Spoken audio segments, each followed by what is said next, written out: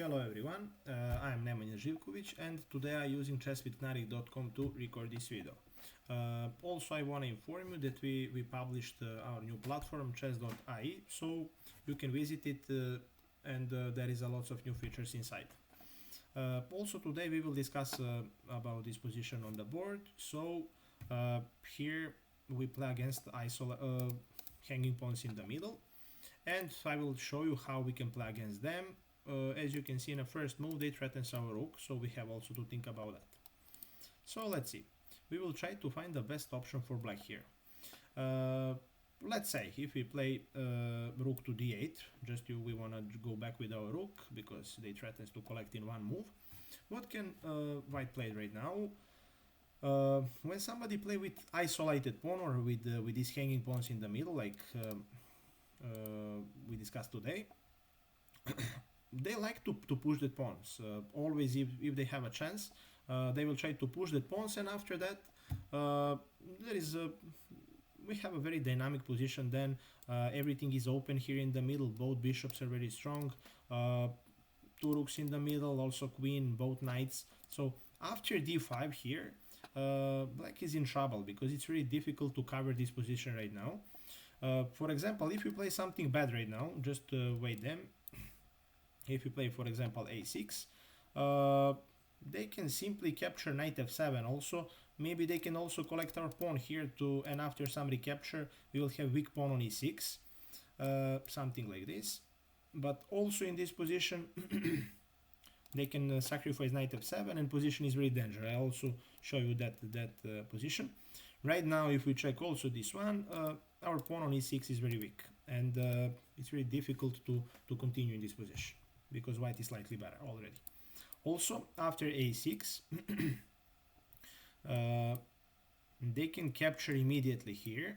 It's very nice sacrifice. King takes, and then knight in the middle.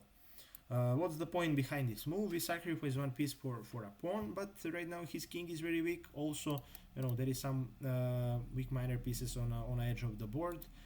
We threaten immediately to jump with our knight on g5, later to recapture here, or maybe with a queen, and almost mate our opponent. If they capture there, bishop takes in the middle, and again, right now there is a lots of threats on a king side. We can improve our queen here, or maybe it's almost mated there. So when they play, for example, g6 now, bishop takes. If they capture with a pawn, queen takes here, and position is winning for white. So it's really difficult to cover everything here. Okay, so rook to d8 is not the best option. Just a second. Rook back, d5. As I told you, a6 is not perfect, but what's happening if they capture? Also right now white is okay because after capture we can recapture with the knight, of course. Threatens queen, threatens some discovered checks because after that our bishop is open. Threatens immediately knight to e7, and they have to do something in the middle.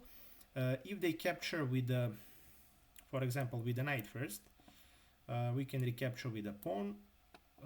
Then they have to play queen here. Then knight c6 is coming. Right now after this one, again very difficult for them. Threatens bishop, threatens rook. Also queen puts some pressure here. No matter how they capture this knight, if they take with the knight, of course, it's very bad. If they capture with a bishop, again, pawn takes, and right now they have to play something like this. Rook check first, of course. Rook takes. We exchange our queens. Pawn takes, and right now this is very simple endgame. We can push our pawn here. Rook goes to c8, bishop in the middle, and right now you see this knight is weak. There is some good jumps. Maybe later, we can just reroute our bishop there.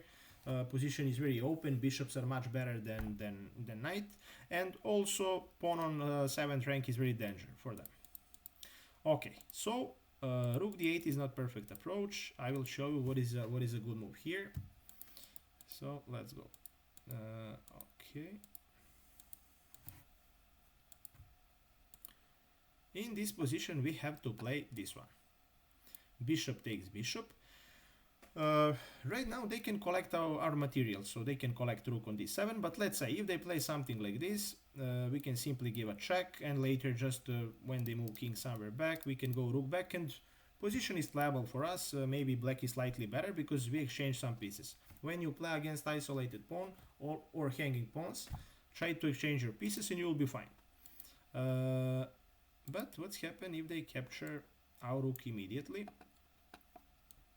Knight takes, of course we have to take with a queen. King takes there, and knight to c4. So in this position we have to play like this, because right now we have full compensation in this position. We sacrifice our material, but right now we have a knight and pawn against rook. And also, what's the point in this position? Every single endgame, we are material down, but every single endgame, you know, we can just focus to play on a queen side of the board, to push our pawns on a queen side of the board.